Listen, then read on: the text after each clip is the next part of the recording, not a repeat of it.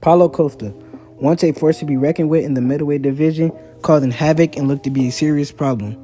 Now in the year 2024, Paulo was 1-3 in his last 4, known as a pull-out merchant and for posting memes on Twitter. Coming into the UFC 8-0, Paulo already had the hype to his name.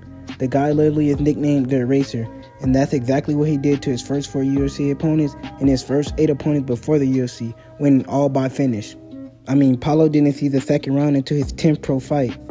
Paulo would then go on to put on an all-time show against Yoel Romero, which is considered to be one of the most entertaining fights in the history of the company. Oh! He clips him! He's hurt.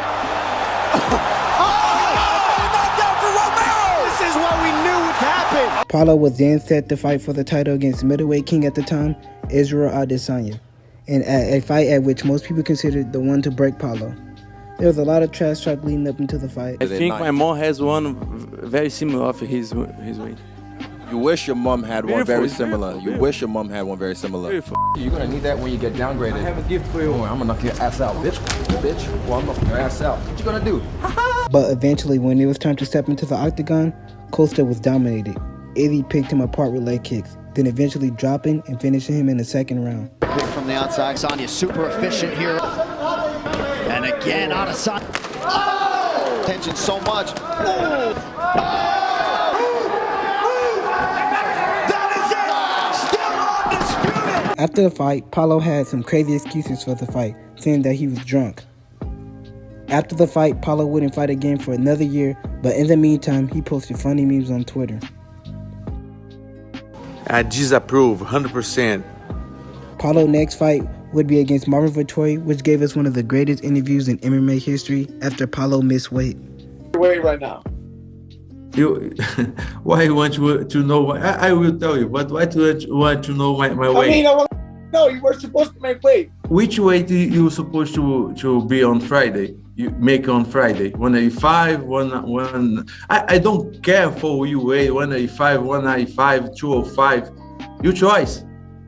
Like, this guy's drunk, bro. Like, I feel like you're drunk. You've been drinking a little bit? Not yet. Paulo was going to lose in a close decision in a fight at 205 pounds.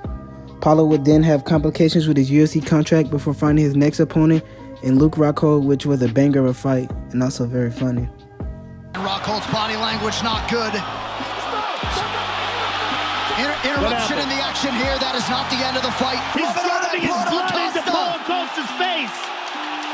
Paulo would pick up a win by unanimous decision, but due to his issues with his contract, injuries, and multiple pullouts, caused Paulo to be out for all of the 2023 year, and the fans started taking notice of Costa's constant pulling out and were fed up with it.